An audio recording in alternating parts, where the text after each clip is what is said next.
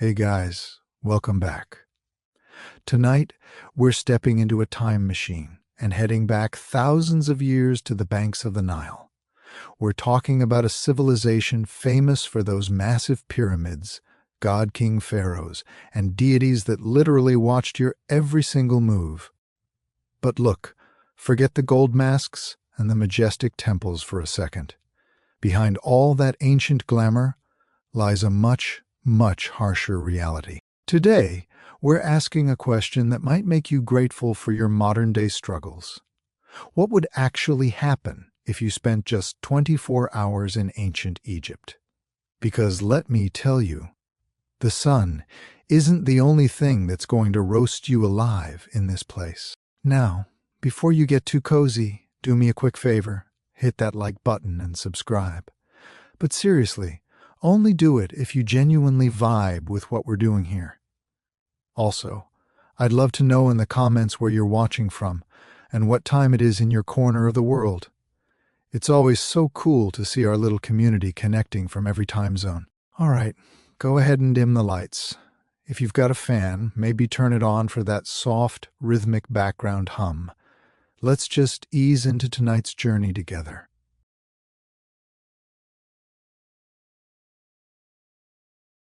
Welcome to ancient Egypt, the land of pyramids, gods, and what I like to call relentless ultraviolet violence. Before you even think about opening your eyes, the sun is already blasting through the cracks of your reed hut like it's auditioning for the role of an unforgiving sky god. Forget about curtains or shades, and obviously, say goodbye to air conditioning. You've just got the raw, brutal heat of the desert, baking everything in sight, including you, way before breakfast even starts. You're waking up on a basic straw mat with a thin linen sheet that honestly feels more like a suggestion than actual protection. And that refreshing Nile breeze you see in all those fancy travel documentaries? Yeah, that's a myth. It probably died out sometime around 2800 BC. By the time you manage to stumble outside, the temperature is already flirting with 32 degrees Celsius, 90 degrees Fahrenheit, and it's not even mid-morning yet. In ancient Egypt, the sun doesn't just shine. It launches a full-scale tactical assault. Your linen tunic? Completely useless.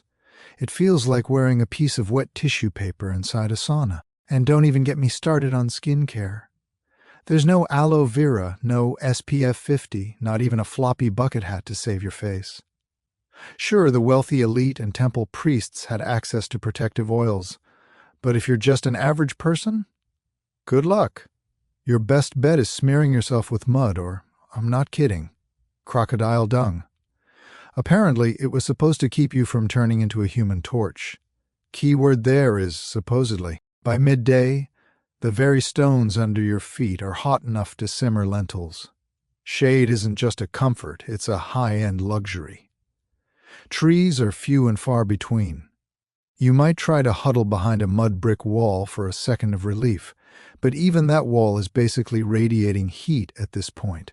You, on the other hand, look like someone tossed you into a clay oven and totally forgot to set the timer. And whatever you do, don't you dare complain out loud. Ra, the sun god, is literally right there watching.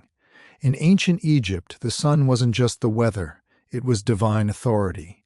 The hotter the day got, the more powerful Ra was feeling.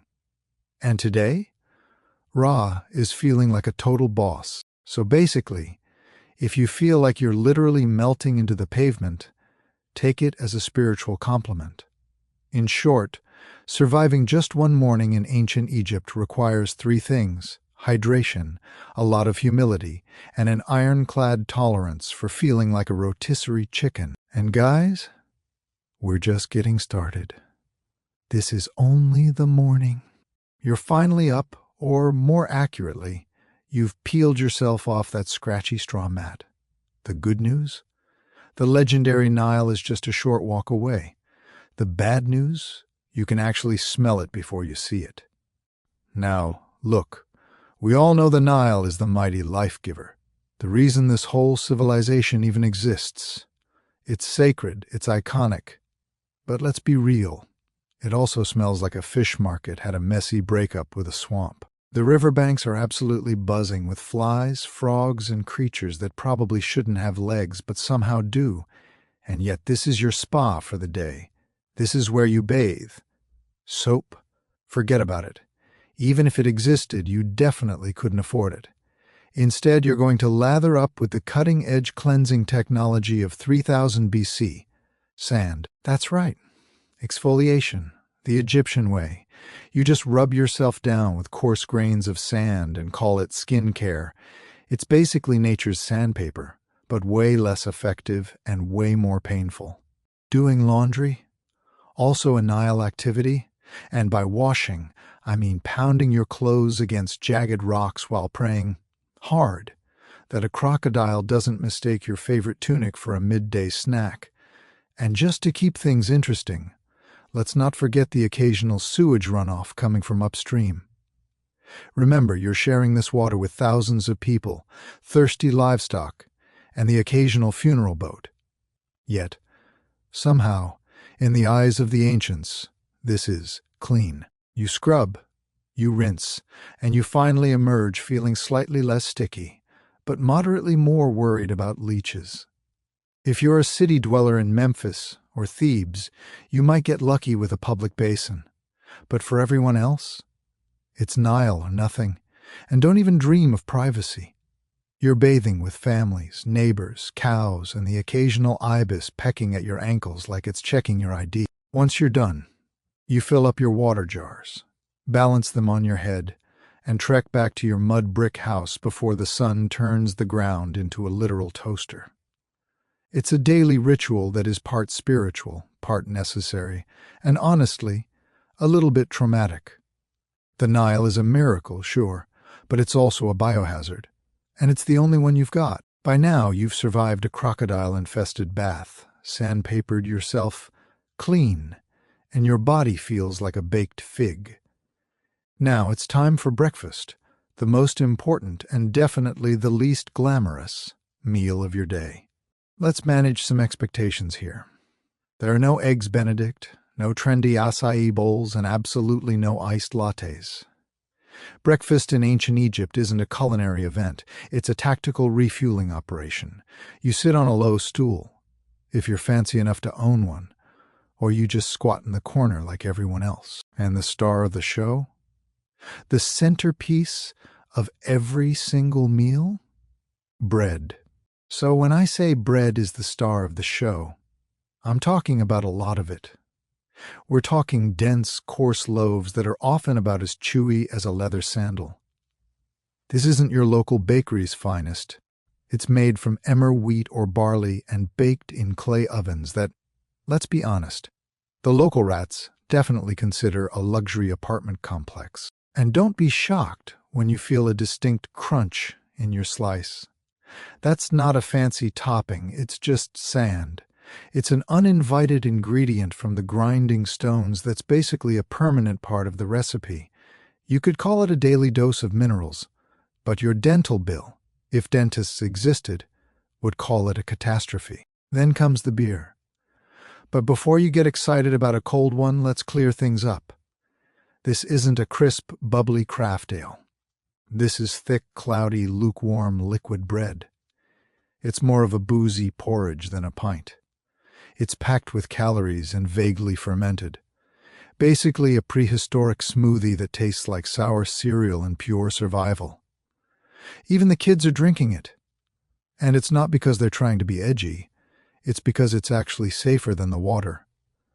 At least the brewing process boils out the parasites, unlike the Nile, which, as we already established, is a giant, flowing petri dish. If you're lucky, and I mean winning the ancient lottery lucky, you might get a pungent green onion or a few dried dates to go with your carbon foam combo. Protein? Only if someone managed to snag a fish and didn't eat it raw on the spot. And as you're sitting there, chewing on your rock-like loaf and sipping your grain sludge, flies are buzzing around you like it's a high-end buffet. Because for them, it actually is. You're swatting them away with one hand, holding your cup with the other, and trying your best not to think about the fact that this is probably the culinary highlight of your day. Breakfast here isn't about the vibes or the flavor. It's about function. It's just enough fuel to keep your heart beating until someone hands you your next sand-infused brick. Bon appetit. You've had your gritty bread, your chunky beer, and just enough rest to technically call yourself functional. Now, it's time to work. And trust me, ancient Egyptian labor makes modern-day burnout look like a relaxing spa retreat. Unless you're a scribe, a priest, or royalty, which, let's face it, you're probably not. Your job is 100% pure muscle and dust. No air-conditioned cubicles, no 15-minute coffee breaks, and definitely no ergonomic chairs. Just sweat, sand, and the constant, lingering risk of collapsing before the clock even hits noon. If you're a farmer, you're already ankle-deep in Nile mud by sunrise, yanking weeds or planting barley under the watchful eye of an overseer whose only hobby seems to be yelling at people. You're working with wooden plows, crude sickles, and your bare hands.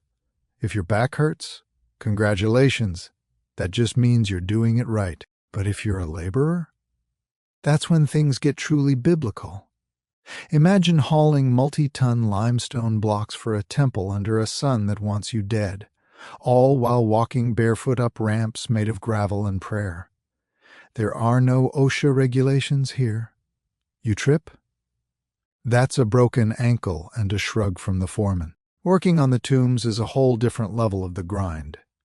You're hammering away at limestone, chiseling out burial chambers for people who are going to get a lot more rest in those rooms than you'll ever get in your entire life. And keep in mind, if you mess up a pharaoh's tomb, job security might suddenly involve a sealed chamber and a very personal curse. And ladies, don't think you're off the hook. Domestic life was its own marathon of physical labor. You're grinding grain until your arms burn, hauling heavy water jars, weaving linen, managing the kids, and, oh yeah, still expected to help out in the fields when things get busy. It's a 24/7 hustle with zero PTO. Oh, I hear you loud and clear. Let's really lean into the details and stretch this out. I'll make sure the descriptions are vivid, the tone is super conversational, and we don't hold back on the length. And let's dive deeper into that dining experience because eating in ancient Egypt is basically a high-stakes game of survival for your tooth enamel. Imagine you've just finished a 14-hour shift in the sun. You're starving. You sit down for your main meal, and what's on the menu? More of that rock-hard emmer bread. But here's the kicker. Because the grain is ground on open-air stone slabs, the wind is constantly whisking fine desert silt right into the flour. You aren't just eating bread, you're eating a geological record of the Nile Valley. With every single chew, you hear that terrifying crunch, crunch, crunch echoing inside your skull. It's not a surprise that when archaeologists look at ancient mummies today, their teeth are often ground down right to the gums. It wasn't cavities that got them. It was the fact that every meal was essentially a piece of 80 grit sandpaper disguised as dinner. But hey, maybe you're having a fancy night. Maybe you've got some lentils, a few cloves of garlic to ward off the evil spirits and the neighbors, and a jar of that thick, chunky beer we talked about. You're trying to enjoy it, but the flies? They are the true rulers of Egypt. They are everywhere. They're in your beer, they're hitching a ride on your green onions, and they're definitely trying to explore your nostrils. You spend half the meal waving your hands around like you're practicing a frantic ritual, just to get one bite of food that doesn't include a side of winged protein. And then comes the transition to rest. You'd think that after a day of literal god-tier labor, you'd get to collapse into something soft. Nope. Your home is a modest mud brick box that's been soaking up the sun's radiation all day long. Stepping inside isn't a relief. It's like stepping into a slow cooker. You look at your bed, a woven papyrus mat on the floor, and your pillow. Let's talk about this pillow. Because it's a masterpiece of discomfort. It's a curved piece of wood or stone on a pedestal. You don't lay your cheek on it. You hook the base of your skull over the curve. Why? Because it's 35 degrees Celsius inside, and if you put your head on a regular cushion, you'd wake up in a pool of your own sweat. Plus, it keeps your fancy hairstyle, or your shaved head, off the dusty floor and away from the scorpions that like to go for a midnight stroll. So, there you are, balancing your neck on a block of wood, listening to the distant sound of hippos grunting in the Nile, and trying to ignore the sand that has now migrated from your clothes into your bed. Even your dreams aren't safe. In ancient Egypt, the night was a dangerous time. While you're trying to catch 4 hours of gritty sleep, you're worrying about the hidden ones, ghosts, demons, and restless spirits that the priests warned you about. You've probably got a little clay amulet tucked under your mat just to make sure a shadow demon doesn't snatch your soul while you're snoring. So you lie there, stiff-necked, covered in a fine layer of silt, exhausted to your very marrow, and yet you have to do it all again tomorrow. Because Ra will rise, the overseer will shout, and that limestone block isn't going to move itself.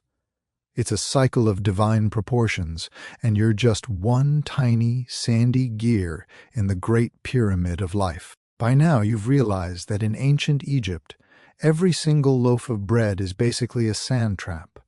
Since the flour was ground between heavy stone slabs in the open air, little bits of grit made their way into the dough as a permanent, uninvited guest. Egyptians didn't just eat their wheat, they were essentially eating their millstones too.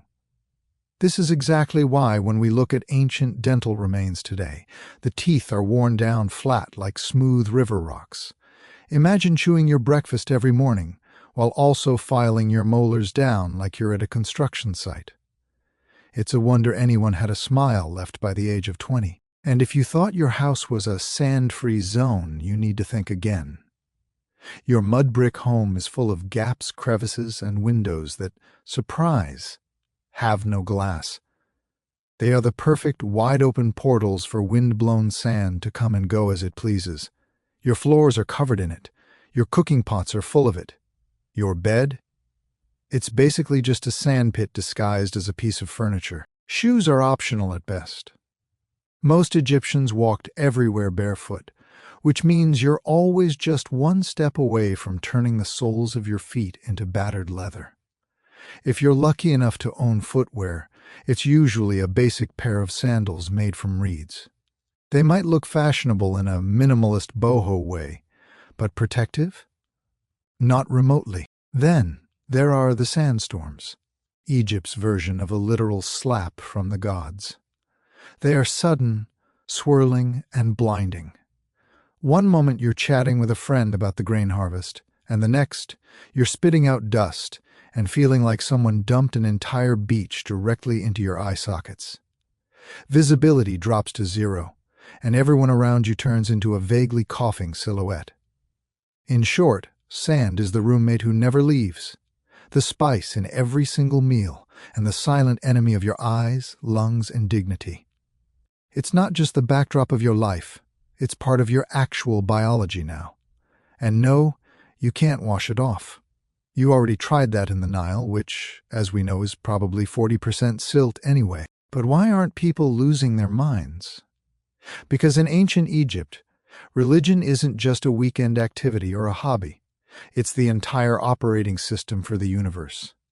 Your job, your diet, your hygiene, your bedtime rituals, they are all dictated by a pantheon of gods who seem to have very specific, and often very loud, opinions. First, you have to understand that the gods are everywhere. Your town probably has temples to a dozen different deities, each responsible for some vital function of your survival. You've got Ra, who pilots the sun across the sky like he's driving a divine Uber. There's Thoth, the ibis-headed god of wisdom, who's in charge of the scribes and the moon calendars. You've got Sobek, who is part crocodile and part nightmare fuel, guarding the Nile. And then there's Bastet, the cat goddess, who basically runs the world's most powerful PR firm. Forget about personal freedom. Your daily routine is a constant cycle of pleasing them. You wake up, you thank Ra for the light, you spill a little beer as an offering, you apologize to Hathor for whatever you did yesterday, and if you stub your toe, you better curse quietly, or you might attract a spirit with a grudge. Before every meal, you offer a bit of food to the gods. Before bed, you pray that Set, the god of chaos, doesn't decide to toss your entire life into existential disarray overnight. And don't even get me started on the afterlife. Ancient Egyptians took death way more seriously than they took life. You don't just die and move on. You have to pass a terrifying judgment process, involving your heart being weighed against the feather of truth.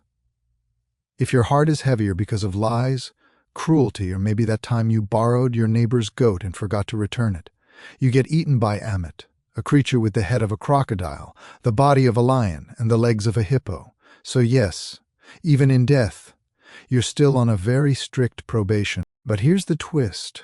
This complex belief system wasn't depressing to them. It was actually comforting. They believed life was part of a cosmic balance called Ma'at. If you followed the rituals and upheld the order, you had a real shot at a peaceful eternity, complete with your favorite food, your family, and maybe even a nice boat for the celestial Nile. Of course, the richer you were, the more the gods seemed to notice you. The temples were massive, the priests were incredibly powerful, and the peasants, well, they just woke up every morning hoping the gods were feeling generous that day. In ancient Egypt, faith isn't optional. It's your job description, your insurance plan, and your travel itinerary for the next life. Now let's say you've stepped on something sharp, got bit by something weird, or caught something contagious, which in ancient Egypt is basically just a typical Tuesday. It's time to seek medical care, but please don't expect a waiting room, a magazine, or a sterile environment. You're about to be healed with a wild combination of spells, herbs, and a massive amount of sheer optimism. To be fair, Egyptian doctors were some of the most advanced in the ancient world.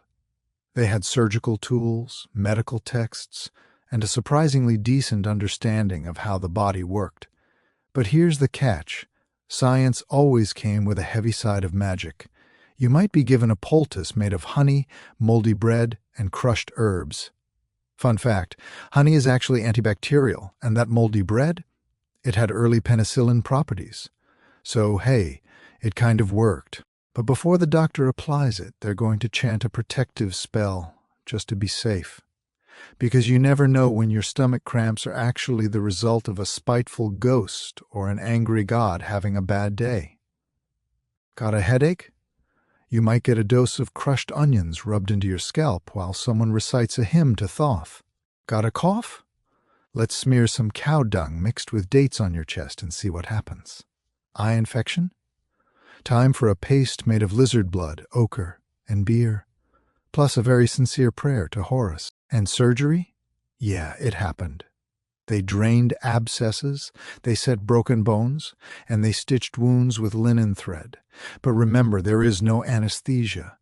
Your only painkiller is a gulp of that thick beer and a wooden stick to bite down on while you pray to every god in the temple that the doctor's hand is steady. If you're going under the knife, don't expect a sterile operating room. Your anesthesia is basically a sharp flint knife and a friend with a very firm grip to hold your shoulders down while you scream into a mud brick pillow. And dentistry? Let's just say it wasn't a highlight. Remember all that sand we talked about in the bread? By your 20s, your teeth are worn down to the nubs. If one gets infected, you've got 3 choices. 1, live in agonizing pain. 2, die from the infection. Or 3, have it yanked out by a blacksmith using pliers that definitely weren't cleaned between customers. And let's not forget the amulets. Whether you're giving birth, getting stitched up, or just sneezing a little too loud, a good doctor-priest is going to hang a charm around your neck. Just in case the real issue isn't a bacteria, but an invisible serpent spirit curled around your spleen. So yeah, Egyptian medicine had its moments of brilliance. But for the most part, you'd better believe in the gods, because your band-aid is literally a prayer. Now, here's a plot twist most people don't expect. Ancient Egyptian women actually had more rights than women in many civilizations that came thousands of years later. They could own property, run their own businesses, file for divorce, and even take a man to court and win. Sounds like a progressive paradise, right? Well, before you pack your bags for a time-traveling girl boss vacation, let's look at the fine print. While the legal status might look great on paper, the day-to-day reality was far from glamorous. If you're a woman in ancient Egypt, you're waking up way before sunrise. You're grinding grain by hand using a massive flat stone that chews through both the wheat and your spine at the same time. Then it's off to haul heavy jars of water from the Nile, cook breakfast, manage the kids, feed the livestock, and if it's harvest season, you're right back out in the fields. You are a one-woman workforce in a linen dress. There's no me time, no spa days, and definitely no maternity leave. Giving birth is a high-stakes gamble. Midwives are there, sure, but there are no epidurals, no disinfectant, and no relaxing harp playlists. You're giving birth in a sweltering room filled with incense and prayers, hoping you don't bleed out. And fashion? Those linen dresses are breathable, sure, but there's no underwear and no shoes. The sun is constantly scorching your skin, the sand is grinding into every pore, and the flies treat you like an all-you-can-eat buffet. Want to look like Cleopatra? You can wear makeup, but it's lead-based and applied with sticks that look suspiciously like toothpicks. If you were born into a wealthy family, life was obviously better. You might learn to read, manage a massive estate, or even become a powerful priestess. If you're royal, you could even become pharaoh. Shout out to Hatshepsut and Cleopatra, who ruled with brilliance and some seriously terrifying eyeliner. But if you're poor, your reality is purely physical. You work, you sweat, you birth, you bury, and you pray. You aren't chained by law, but you're definitely chained by survival. So you finally made it through another grueling day. You ate your gritty bread, hauled your buckets, avoided the wrath of the gods, and maybe even dodged a sandstorm. Time to kick back and relax, right? Wrong. In ancient Egypt, the real test doesn't even start until after you're dead. Death isn't just the end. It's the beginning of an incredibly bureaucratic, multi-phased road trip through the underworld. And if you thought your work supervisor was a nightmare, wait until you meet the gods of judgment. First, your soul has to take a trip to the Hall of Ma'at. Here, standing before a tribunal of 42 terrifying deities, you have to proclaim your innocence in what is basically the oldest legal deposition in history. You have to say things like, "I did not steal. I did not lie. I did not covet my neighbor's donkey," all while praying the gods aren't checking your browser history. Then comes the ultimate heart test. Literally. Your heart, which the Egyptians believed was the seat of your soul and memory, is placed on a golden scale on the other side. The feather of Ma'at, the symbol of truth, justice, and cosmic balance. So here you are, standing in front of the scales. If your heart is even a fraction heavier than that feather, well, that's it. You've officially lived a wicked life. And that's when Amit steps in. She's part lion, part crocodile, and part hippo, a chimera of absolute nightmare fuel. She doesn't arrest you, she doesn't fine you, and she definitely doesn't give you a lecture. She simply eats your soul, destroying it forever. No afterlife, no second chances, just eternal non-existence. In a culture that was literally obsessed with living forever, this was the ultimate soul-crushing punishment. And here's the kicker, you can doom yourself not just by your actions, but by your words. One wrong confession, one forgotten line during your judgment speech, and boom, spiritual obliteration. It's like taking a high-stakes, open book final exam, where the penalty for a typo is getting devoured by a mythological death hybrid. If you do pass, though, congratulations. You get to enter the field of reeds. Think of it as a peaceful, idealized version of Egypt where your soul lives forever. There are boats, there are lush crops, your family is there, and, presumably, there are way fewer sand fleas. But the stakes to get there are enormous. This is why Egyptians were so obsessed with tomb prep, funeral rites, and those magical texts like the Book of the Dead. It was basically a spiritual cheat sheet full of prayers, spells, and helpful tips like how to not insult the crocodile god 101. So yes, the afterlife is beautiful, but only if you lived your life perfectly. One slip-up, one unpaid temple tax, and you're just lunch for Amit. Sleep tight. If there's one small mercy in ancient Egypt, it's the linen. Blessed, breathable linen. Your entire wardrobe, and everyone else's, is made from this plant-based fabric. It's light, it's cool, and it's the only thing that lets your skin breathe in that 40-degree scorching heat. That's the good news. The bad news? That's pretty much where the comfort ends. Whether you're a farmer, a builder, or a priest, you're basically wearing the same uniform every single day.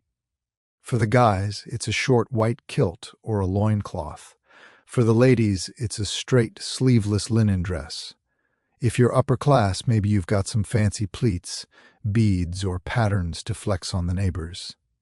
If you're a regular person, it's plain white, or, more accurately, a dusty, grayish yellow, depending on how long it's been since you trekked down to the Nile for laundry day. And let's talk about laundry day again. You're hand-scrubbing your clothes in the river, praying a hippo doesn't decide to emerge and ruin your afternoon. Most people are walking around barefoot, too. Those cool sandals you see in movies? They're made from woven reeds or leather and are usually reserved for special occasions or temple priests. So, unless you're royalty, expect to spend your entire life with hot sand between your toes and the occasional sharp rock embedded in your heel. Accessories? Absolutely, but they had to work for a living. You wore amulets for protection, necklaces to show off your status, and that iconic heavy eye makeup. But that kohl eyeliner wasn't just for the ancient Egyptian aesthetic. It was functional. It helped reduce the sun's glare and supposedly warded off eye infections. In Egypt, even your eyeliner had a job description. But no matter how on point your outfit is, the bugs do not care. Flies, gnats, mosquitoes, they treat your airy, breathable outfit as a very important person invitation to a buffet. You spend your day constantly swatting, rubbing on perfumed oils to mask the smell of sweat, and praying your linen doesn't stick to you like a wet shower curtain the second the sun hits full strength. And don't expect a seasonal wardrobe change. Egypt doesn't really have seasons, you just have hot and slightly less hot. It's a 365-day cycle of sun, sand, and survival. This brings the journey to its final, ironic destination. We've gone from the scorching sun of the morning to the eternal, but surprisingly busy, sleep of the tomb. I've leaned into that Egyptian retirement planning vibe and the dark humor of the tomb raiders to wrap this up. So your linen ensemble is basically your year-round uniform. Whether it's 43 degrees Celsius, 110 degrees Fahrenheit, or a chilly 21 degrees Celsius, 70 degrees Fahrenheit, evening. Egyptian clothing was light, elegant, and, let's be honest, way more comfortable than the heavy wool togas the Romans would suffer through later. But don't let the breezy outfits fool you. No matter how floaty your tunic feels, your life is still heavy with back-breaking labor, oppressive heat, and bugs that absolutely refuse to respect your personal space. You've survived another blistering day. You've hauled bricks, dodged sandstorms, and prayed your linen didn't disintegrate mid-task. But in ancient Egypt, survival is always a temporary gig, because no matter how tough you think you are, the statistics are not in your favor. You probably won't live past the age of 35. Let's break it down. If you even make it past childhood, which is a massive achievement considering the infant mortality rates were sky high, you're thrust straight into adulthood by age 13. Marriage, career, child rearing, it all starts early because honestly, you're running out of time. You might be taken out by heat stroke, an infected cut, childbirth, a grumpy crocodile, a scorpion sting, or even that bad bread we talked about. And forget antibiotics. If you catch a fever, your best bet is honey, some herbs, and hoping the gods don't have other plans for your soul just yet. But here's the twist. Egyptians weren't terrified of death. They were prepared for it. In fact, they planned for their death better than most people today plan for their retirement.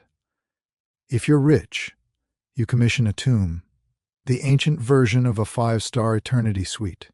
You start hoarding grave goods like jewelry, food offerings, expensive perfumes, and tiny servant dolls called shabtis.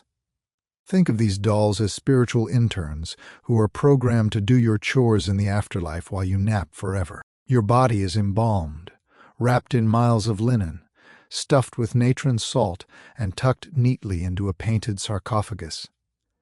You're buried with your own personal copy of the Book of the Dead, which isn't actually about doom.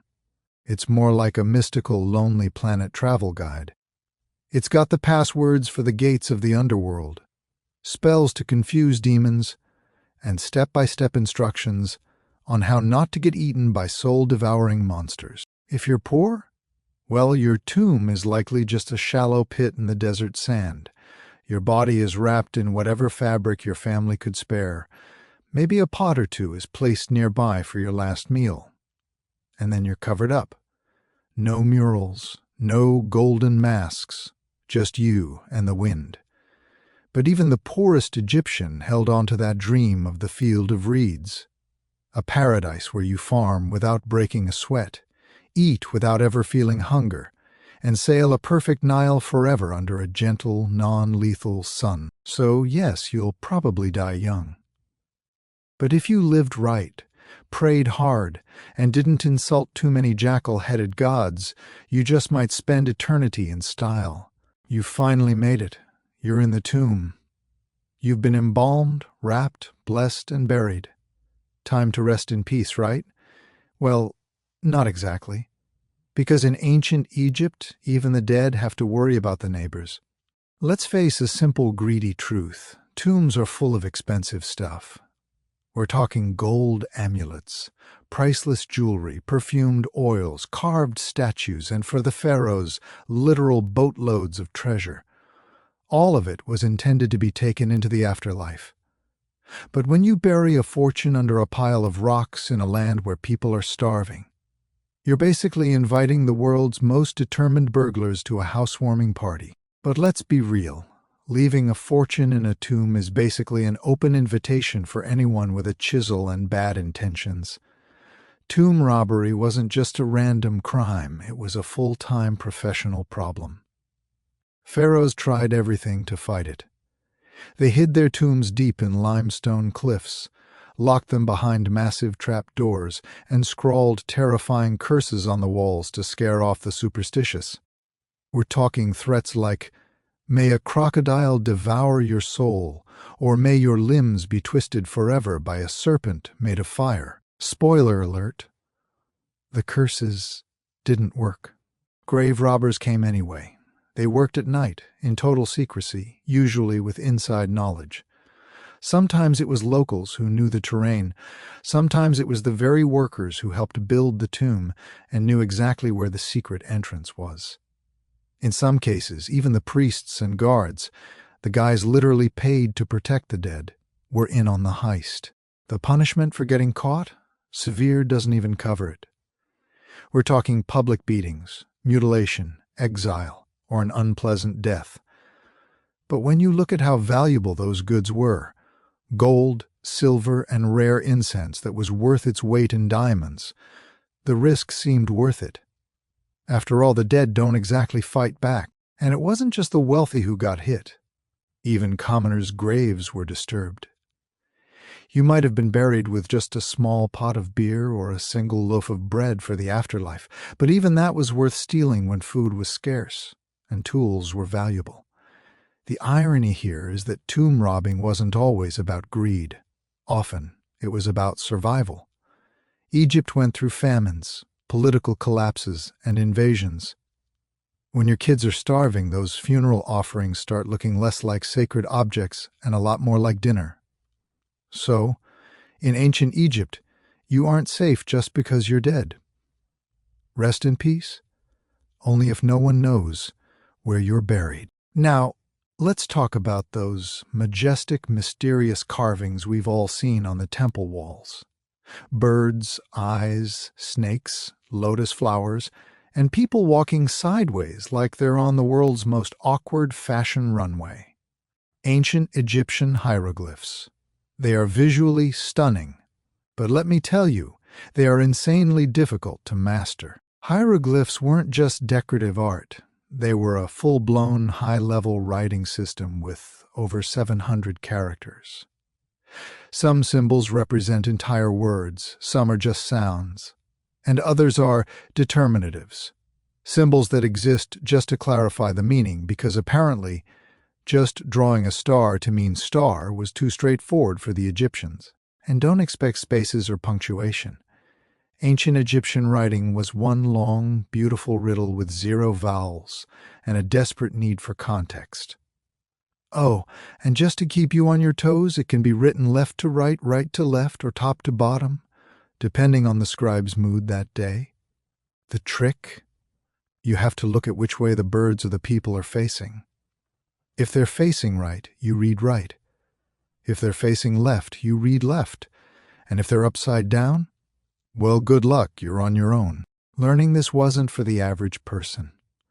Literacy was incredibly rare. Maybe only 1% of the population could actually read and write. If you wanted in, you had to become a scribe, which meant years of intense, grueling education starting as a young child. You'd spend your days memorizing hundreds of symbols and copying endless scrolls until your hand probably curled into a permanent claw by age 15. But the payoff? It was huge. Being a scribe was the ultimate white-collar job of the ancient world. You didn't have to haul stones, you didn't have to plow fields, and you were the only one who truly knew the secrets of the gods and the government. Being a scribe was the ultimate work-from-home dream. If your home was a temple and your laptop was a reed pen, they were respected, well-fed, and they never had to haul a single limestone brick under the blazing sun. Instead, they held the keys to the kingdom, recording taxes, court dramas, and the secret words of the gods. In a world where writing was power, scribes were the ones quietly pulling the strings from the shadows. For everyone else, though, writing wasn't just information, it was magic. Hieroglyphs were believed to have actual sacred power. Writing someone's name was a way to preserve their soul for eternity. Erasing it, that was total spiritual annihilation. So yeah, spelling really mattered back then. While hieroglyphs might look like ancient emojis to us, they were actually a linguistic Rubik's Cube wrapped in myth, math, and mystery. Beautiful to look at? Absolutely. Easy to learn? Not a chance. So after surviving chapters of hunger, sand, superstition, and backbreaking labor, we have to ask the big question: would you survive a single day in ancient Egypt? Let's be honest with ourselves. Probably not. It's so easy to romanticize the ancient world with its golden tombs, lotus-scented air, and animal-headed gods. But behind the stunning art was a brutal reality that spared no one but the 1%. Your average day started on a dirt floor in a cloud of flies, knowing that if you didn't break your back working, you didn't eat. You walked barefoot on sand that could cook an egg, lived shoulder to shoulder with livestock, and worried if a snake was going to crawl into your bed at night. You had no toothpaste, no Advil, no sunscreen, and no retirement plan. You served a god-king who could seize your land with a single word, and a religion that required you to pass a literal divine test after death just to get into the good version of heaven. There was no finding yourself or switching careers. You were born into your life, and that was it. And yet, despite all that, the ancient Egyptians weren't miserable. They deeply believed in their purpose. They loved music, they threw massive festivals, they joked, they painted, and they imagined eternity with enough clarity to build monuments that are still standing thousands of years later. But for a modern person, without your air conditioning, filtered water, and smartphone, you'd fold before the second sandstorm even hit. You wouldn't last a day. But that's okay, because they lasted thousands of years, and maybe that's exactly why we're still obsessed with them today.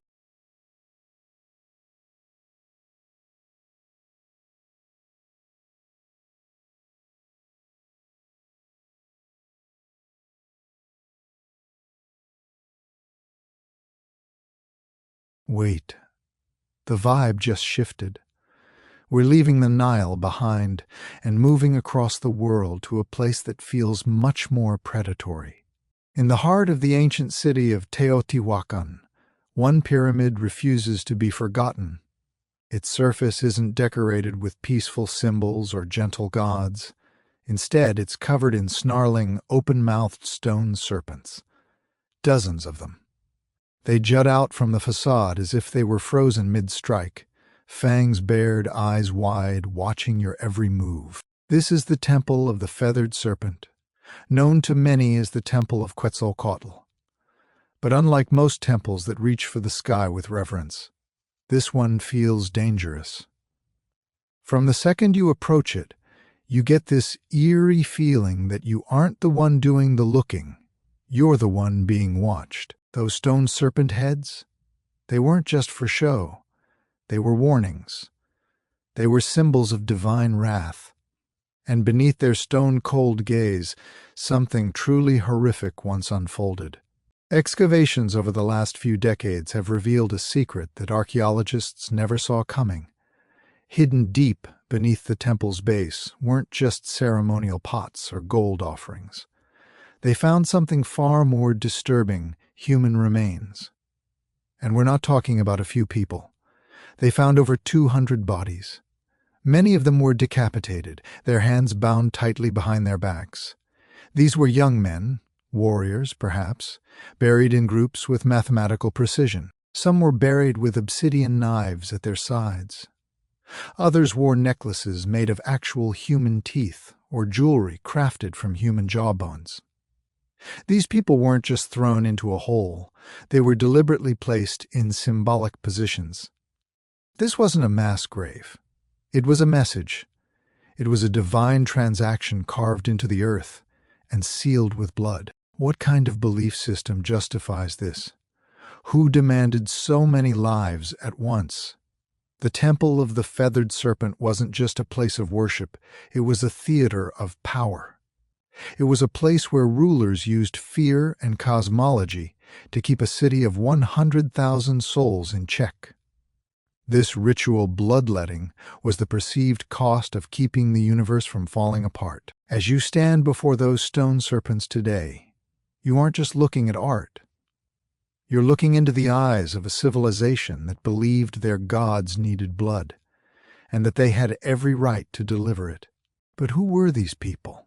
Seriously, who has the power to command that kind of absolute violence and then just vanish without a single trace? To find the answer, we have to step into the long shadows of Teotihuacan. Before the Aztec Empire was even a thought, before the Maya carved their complex cosmic calendars into stone, there was this city. A city unlike anything else the ancient Americas had ever seen. The name Teotihuacan was actually given to it much later by the Aztecs, and it means the place where gods were born. And honestly, once you walk down its massive Avenue of the Dead, flanked by pyramids that literally scrape the heavens, you start to realize that name isn't an exaggeration. It's a statement. At its peak, between 100 and 250 CE, Teotihuacan was a sprawling, high-tech metropolis of over 100,000 people. To put that in perspective, it was one of the largest cities on the planet at the time, rivaling the size and influence of ancient Rome or Alexandria. This wasn't some accidental settlement, it was a masterclass in urban planning. We're talking wide boulevards, a grid system, massive apartment compounds for extended families, and multi-story structures carved from volcanic stone. And right at the heart of this stone machine stood three giants: the Pyramid of the Moon, the Pyramid of the Sun, and our main focus, the Temple of the Feathered Serpent. But here's the part that keeps archaeologists up at night. No one knows who built it. No, really. To this day, we don't know the name of the people who constructed this masterpiece. We don't even know what they called themselves. There are no written records, no king list carved into the walls, no diaries. Teotihuacan seems to have been a society ruled not by one flashy monarch, but perhaps by a secretive council or a theocracy that is completely foreign to our modern understanding of power. Even though they remained anonymous, their influence was terrifyingly colossal. We've found evidence of their power hundreds of miles away, from the Maya cities of Tikal to the Zapotec capital of Monte Alban. We're talking about Teotihuacan-style obsidian blades, ceramics, and even political meddling. In one famous case, emissaries from this city might have helped overthrow a Maya king, just to install someone who played ball with their interests. How did a city with no known writing system command that kind of authority over an entire continent? The secret lies in how they fused cosmic ideology with cold, hard statecraft. Their temples weren't just churches, they were tools of psychological control. Everything was aligned perfectly with the stars, serving as massive theaters for ritual sacrifice to remind every citizen and visitor that Teotihuacan was the axis of the world, the sacred engine that kept time, fate, and blood flowing in sync. And at the center of that engine stood the Temple of the Feathered Serpent. To get why this building matters, you have to understand the deity itself. You probably know him as Quetzalcoatl from the Aztecs, or Kukulkan from the Maya. But here, centuries earlier, he was already the supreme force. Now think about the paradox of a feathered serpent for a second. It's a total mind trip. Serpents slither through the dirt and the underworld. They shed their skin, symbolizing death and rebirth. But birds? They soar toward the sun, representing freedom and the life-giving wind. When you combine the earthbound snake with the sky-dwelling bird, you create something entirely cosmic, something terrifyingly powerful. The feathered serpent wasn't just a god. He was the bridge between worlds. On the temple's facade, you see dozens of his images staring back at you. Goggle eyes, bared teeth, and those iconic plumed headdresses. Some think they represent the god himself. Others think they are elite warriors wearing divine gear to show they have the authority to kill in his name. Either way, they are everywhere. The entire building looks like it's breathing with his snake-bird hybrid presence. But make no mistake, the feathered serpent wasn't just a god of the pretty clouds and the wind. He was intimately, bloodily tied to the act of sacrifice. You see, in Teotihuacan, blood wasn't just a liquid. It was the high-octane fuel that kept the entire cosmos in motion. And while history might remember Quetzalcoatl as this gentle, civilizing teacher of the arts, his earlier form here in Teotihuacan had a much, much darker edge. He didn't just want your prayers or a handful of incense, he demanded life itself. There's this famous myth where he descends into the terrifying depths of the underworld to retrieve the bones of the dead to create humanity. But in this world, nothing is free. To bring life out of death, there had to be a trade. The gods had supposedly sacrificed themselves to give us a chance at existence, and in return, humans were expected to keep the tab running with their own blood. The Temple of the Feathered Serpent wasn't just a pretty monument to faith, it was a cosmic engine. It was built to bridge the sky, the earth, and the underworld through the power of ritual. Every single carved stone, every snarling serpent head, and every body buried in the foundation was a part of that machine. Teotihuacan didn't just worship the feathered serpent, they lived out his brutal logic of paradox, power, and sacrifice. For centuries, the temple just sat there, silent and weathered, half swallowed by the earth. Locals whispered legends about it, and scholars made their best guesses, but nobody, and I mean nobody, could have imagined what was actually lurking beneath those stones until archaeologists finally broke through in the late 80s and early 2000s. What they found wasn't just unexpected. It was deeply unsettling. Hidden beneath the temple's foundations were series after series of long sealed chambers and pits, and they were filled with human remains. But this wasn't the messy aftermath of a war or the tragic result of a plague. These were deliberate sacrifices, systematic, ritualistic, and chillingly cold. We're talking about over 200 victims, mostly young men between the ages of 15 and 25. Some of them were wearing necklaces made from actual human jawbones, a trophy of war or a badge of ritual status. We aren't entirely sure. Others had their hands bound tightly behind their backs, frozen in their final moments of captivity. A few had been decapitated. Scattered nearby were obsidian knives, sharp, black as the night, and the unmistakable tools of a professional slaughter. And here's where it gets even darker. The bodies weren't just tossed in. They were arranged in strict geometric and symbolic patterns. They were placed according to the quadrants and cardinal directions, literally mirroring the layout of the stars and the cosmos. Even the specific number of bodies mattered. This wasn't just about killing, it was about a meaningful death.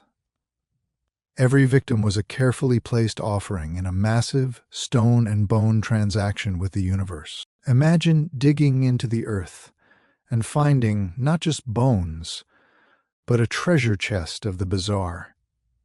We're talking jaguar bones, slithering serpent remains, exotic shells brought all the way from the distant Gulf Coast, and obsidian blades so pristine they had never tasted a day of battle.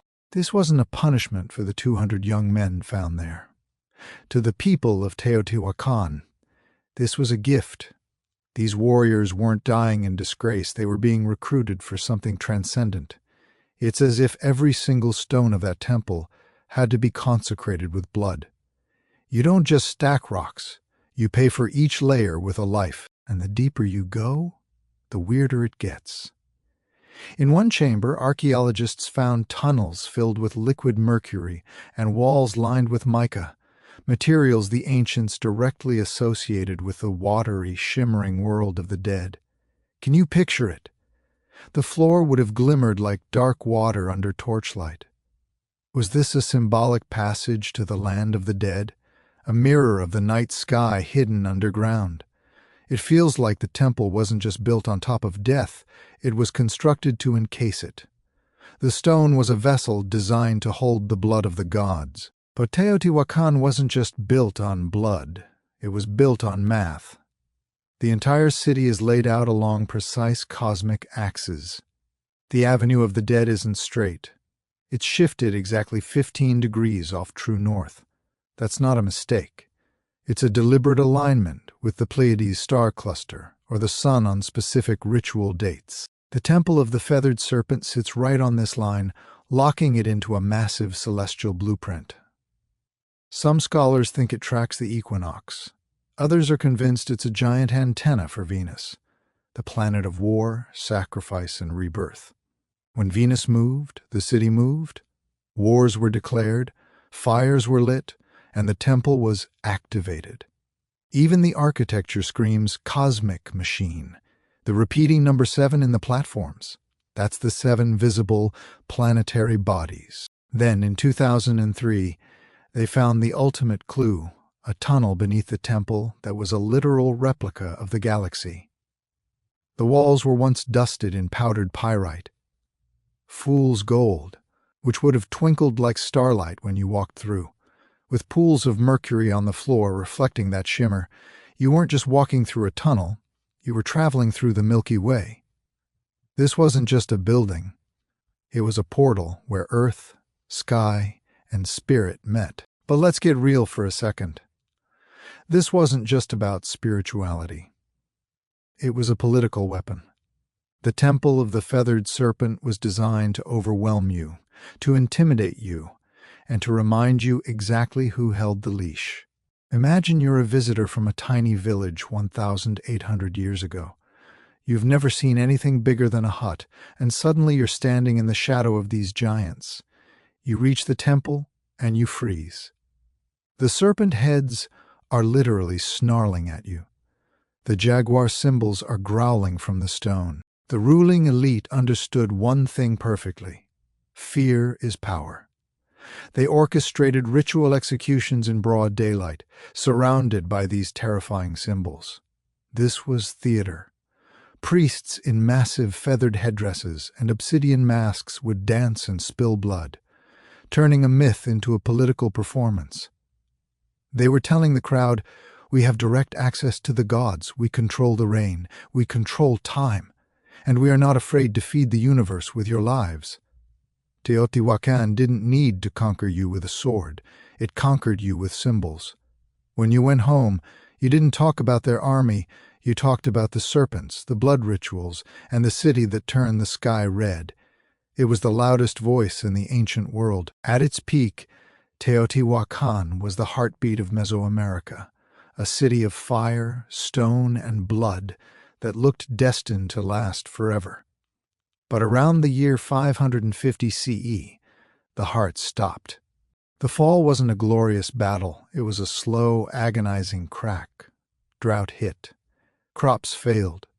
The cosmic engine was clearly faltering, and the people started to realize the gods weren't listening anymore. The social order began to crumble under the weight of its own brutality. And then came the fire. Archaeologists have found thick layers of ash and burn marks across the elite compounds and the administration buildings. There are clear signs of violent destruction right at the Temple of the Feathered Serpent. The very gods they fed for centuries were finally being burned by the people they had terrified for just as long. What's truly strange, and honestly a bit chilling, is that when you look at the burn maps of the city, the lower-class residential areas were mostly untouched. This wasn't a foreign army marching through the gates with torches. This was an inside job. This was a rebellion. The very people who had spent generations standing in the plaza, watching the sacrifices in a mix of awe and terror, finally snapped. They rose up against their priest-kings. The Temple of the Feathered Serpent, which for centuries had been the ultimate symbol of "don't mess with us," divine authority, was ransacked. Imagine the chaos: sculptures being defaced, fires being set in the most sacred chambers, and ritual spaces being desecrated by the very people they were meant to intimidate. And then, silence. Teotihuacan didn't just vanish overnight, but it lost its soul. The trade networks that brought exotic shells and feathers collapsed. The artists stopped carving. The great rituals, the heartbeat of the city, simply stopped. The ruling elite either died in the fires or fled into the shadows of history. The temple no longer spoke. But the irony is that while the city faded, its ghost became immortal. Centuries later, when the Aztecs wandered into the Valley of Mexico and stumbled upon these massive, vine-covered ruins, they were absolutely floored. They couldn't imagine mere humans building something this grand. They believed the gods themselves had built it, naming it Teotihuacan, the place where gods were born. They built their own entire mythology around these pyramids, treating the ground as sacred, even though they had no clue who the original builders were. To the Aztecs, this wasn't a ruin, it was a holy relic of divine truth. Yet the mystery remains. The most powerful city of its time, built on cosmic math and human blood, vanished without leaving behind a single written word. No final record, no goodbye, just stone and endless questions. It's as if the gods themselves just went quiet. For over 1,000 years, the Temple of the Feathered Serpent lay buried under layers of dust, volcanic ash, and a heavy silence. Farmers tilled the soil around it, and the world essentially forgot it existed until the modern age of archaeology arrived to crack open its chest. In the early 20th century, we realized this was a perfectly engineered city far older than the Aztecs. But it wasn't until the 1980s and the early 2000s that the temple started giving up its most intimate and chilling secrets. One of the most insane moments happened in 2011, when researchers found a sealed tunnel deep beneath the temple. It had been boarded up nearly 1,800 years ago, almost as if the ancients wanted to make sure no one ever walked those halls again. After years of careful digging, scientists unearthed what I can only describe as a cosmic corridor. It was a symbolic underworld. The walls were lined with pyrite to mimic a star-filled sky, and they found actual pools of liquid mercury. Thousands of ritual objects were scattered there: jade statues, rubber balls from ancient games, obsidian blades, and hauntingly beautiful carved wooden masks. It didn't feel like a tomb. It felt like a message. Why go to these lengths? Some experts think the tunnel was for initiation rituals, where a man entered as a human and left as a king. Others think it symbolized the mythological womb of the world, where divine order was negotiated between humans and the cosmos. That mercury? It probably represented the sacred water, the fluid veil between our world and the next. Among all these glittering fragments, there's a persistent whisper. The feathered serpent never really left. He's still there in the murals, in the carvings, and in the very geometry of the stones. The serpent didn't disappear. He just coiled inward, deep into the bones of the city, waiting to be found. And with every new excavation, every jawbone necklace or jade ornament we pull from the dirt, we get a little closer to a message that wasn't written in a language we can read, but in the universal language of sacrifice and shadow. One thing you have to understand is that the Temple of the Feathered Serpent didn't just stop functioning when the people left. It stood there for over a millennium, watching the world change around it, as if it were waiting for us to catch up to its complexity.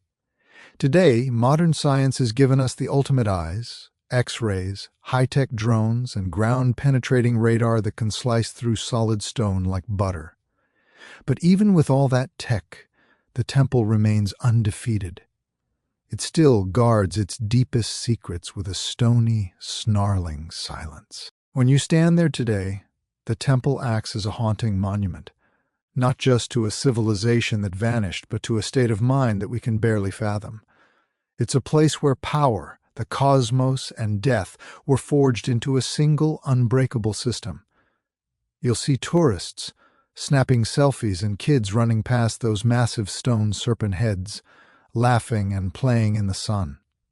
But the ground beneath their sneakers is literally soaked in 1,000 untold stories and the echoes of over 200 human sacrifices. The temple didn't just endure, it evolved.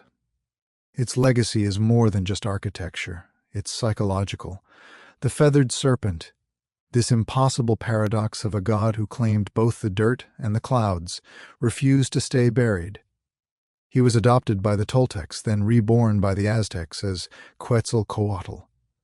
Over time, his image softened.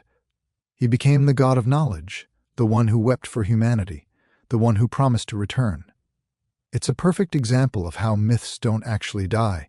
They just put on a new mask and wait for the next generation. Even in modern-day Mexico, the presence of the serpent is everywhere. You see it in the art, the murals, the literature, and the very heartbeat of the national identity. His image has been stamped on coins, featured on government buildings, and remains a symbol of pre-Columbian brilliance and that untamed spiritual fire that once pulsed through Mesoamerica. But there's a darker side to this legacy too, one that's a lot less comfortable to think about. The Temple of the Feathered Serpent forces us to look in the mirror and confront the true price of belief. It asks the heavy questions we usually try to ignore. How far will humans go to feel connected to the divine? What happens when political power and religious fervor become exactly the same thing? Can staggering beauty really exist right alongside absolute terror? In the end, the temple isn't just a pile of ancient stones or a historical site. It's a reflection of us. It reflects our obsession with what comes after death, our desperate hunger for meaning, and our strange capacity to build monuments of breathtaking beauty while staining the foundations with blood. It teaches us that true greatness always has a shadow. It reminds us that a civilization can soar to impossible heights while burying its darkest secrets right beneath its feet. And maybe that's why we keep coming back. We aren't just visiting, we're trying to understand. Because deep down, we know the serpent is still watching. He's not waiting to strike anymore. He's there to remind us of what we once were and what we might still be if we ever forget the lessons of the past.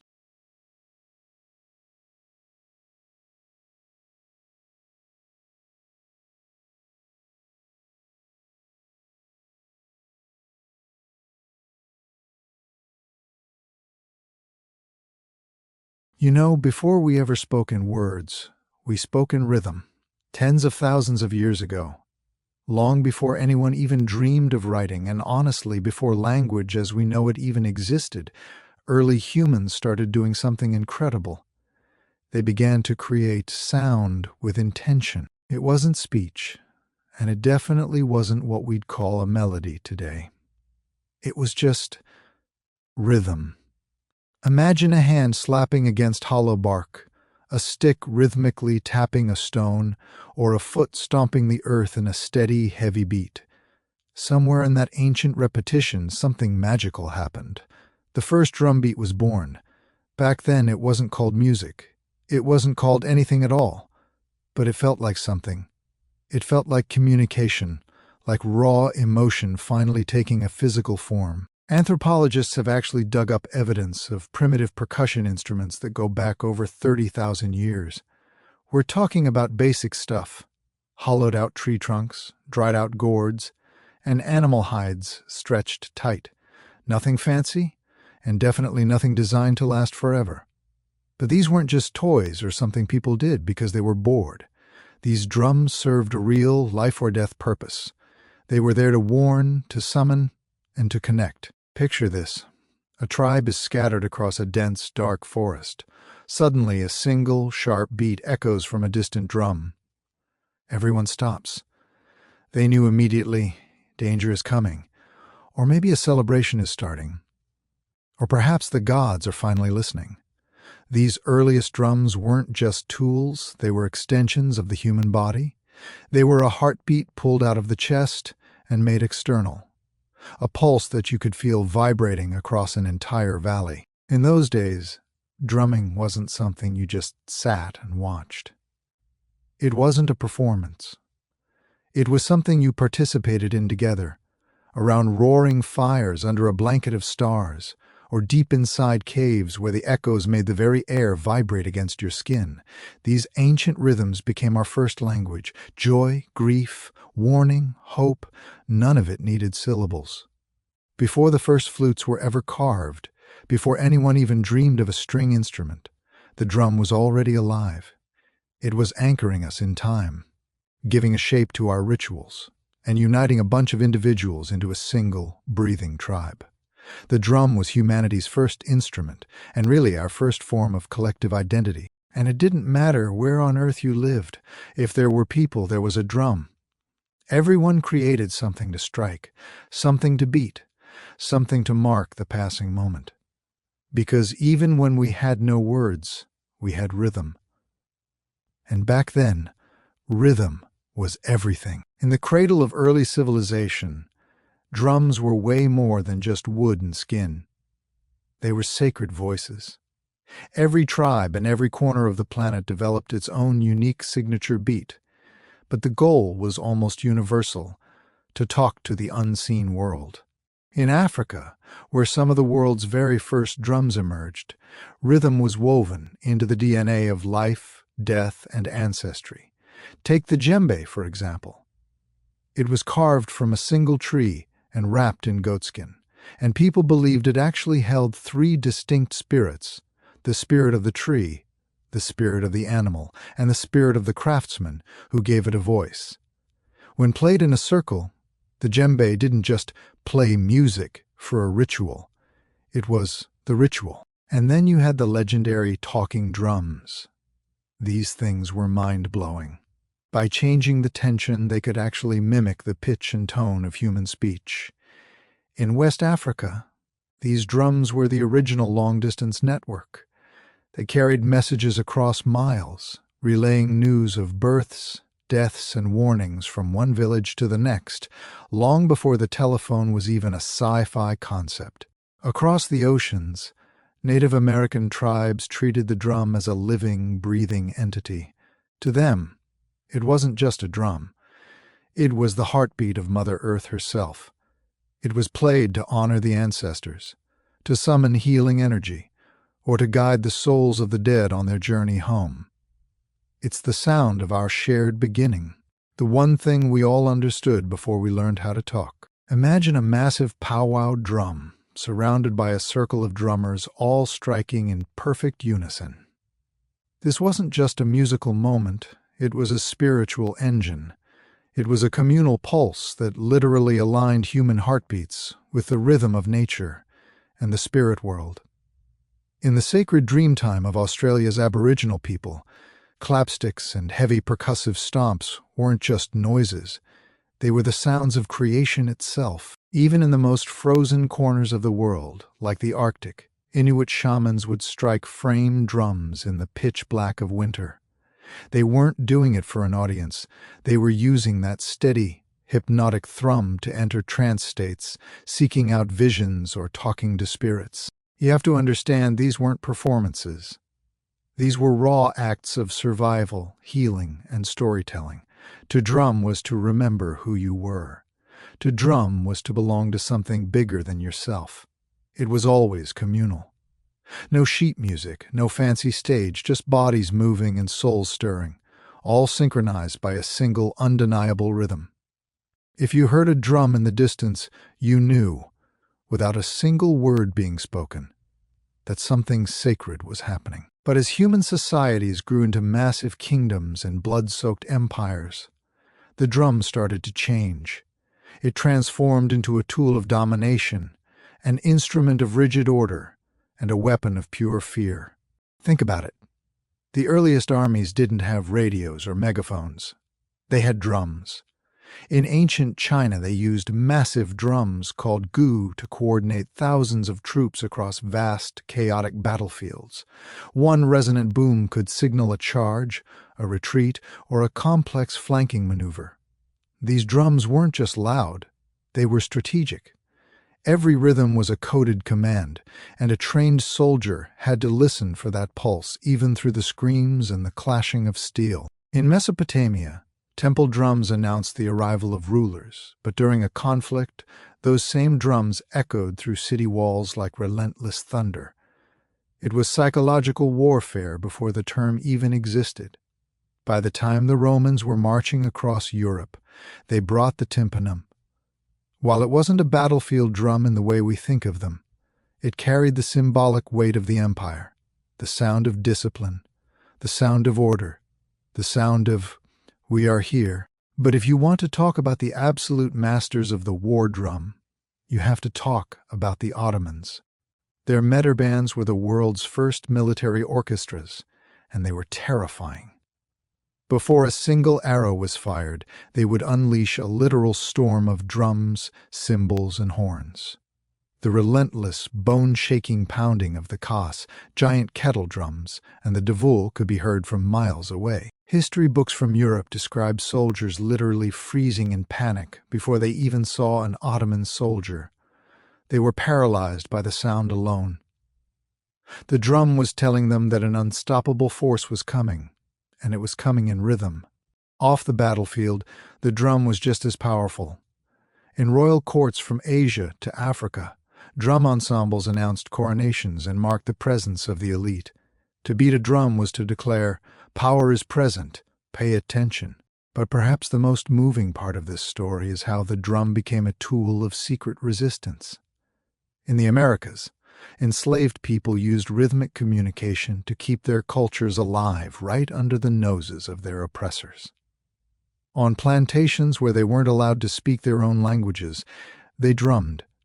They used those rhythms to orchestrate secret rebellions and to remind each other that while their bodies might be in chains, their pulse, their rhythm, could never be owned. Even in the darkest chapters of history, the drum remained the voice of the human spirit, refusing to be silenced. The drum, even under the weight of the most brutal oppression, simply refused to be silenced. Whether it was signaling divine right, military discipline, or raw, soul-shaking fear, it always carried a clear message. This is who rules. This is who marches. And this is the rhythm of power. But as civilizations branched out across continents, those rhythms began to split into two completely different philosophies.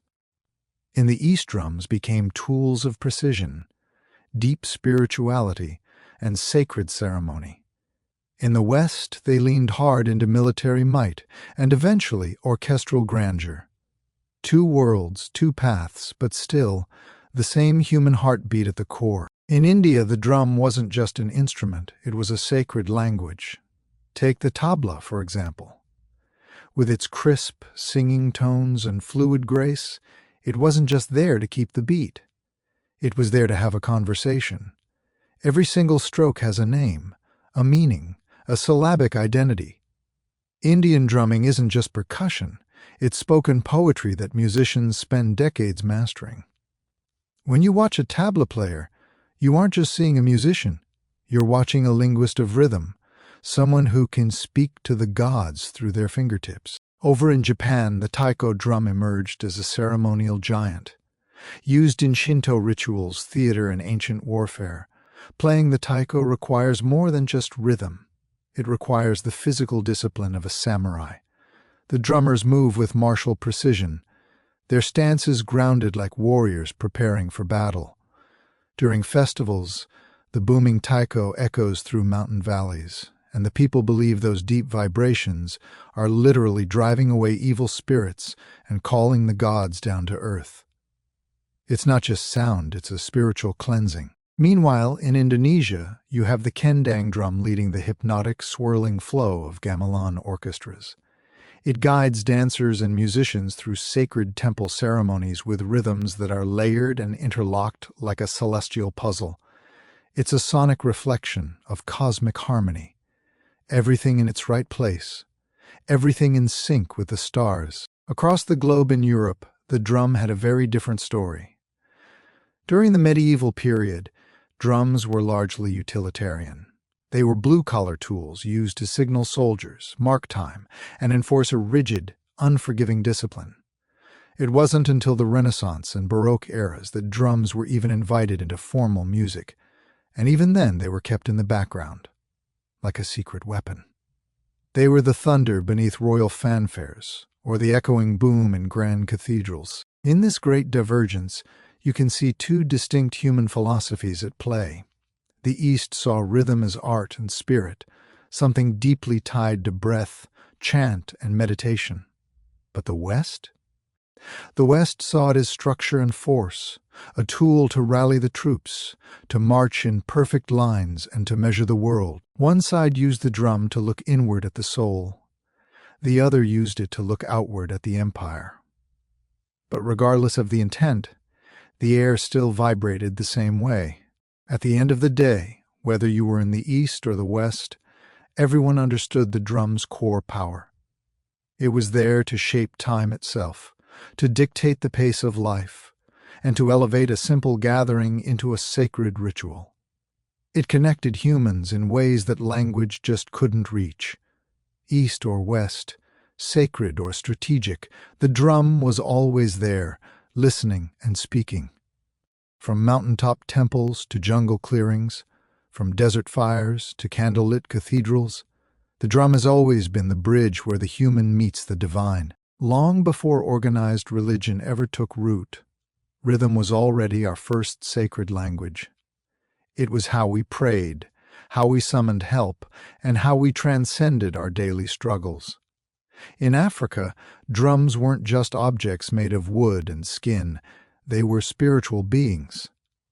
In Yoruba traditions, for example, the bata drum was used to literally talk to the orishas, the gods and ancestral spirits. The drummers weren't there to perform for an audience, they were priests. The rhythms they played were encoded prayers, an invitation for the gods to descend from the heavens and dance among the living. Each pattern had a specific purpose. Each beat was a direction for the soul. In Hinduism, you even see the drum in the hands of the gods themselves. Think about the deity Shiva in his form as Nataraja, dancing the cosmic dance of creation and destruction. In his hand, he holds the damaru, a small hourglass-shaped drum. Its beat represents the pulse of the entire universe. It's the sound of moving from silence to sound, from the void into form. The drum is, quite literally, the divine heartbeat. And then you have Buddhism, where the ritual frame drum is used in monastic chants. Its strikes are slow and soft, designed to guide your breath and sharpen your awareness. It's a metronome for the soul.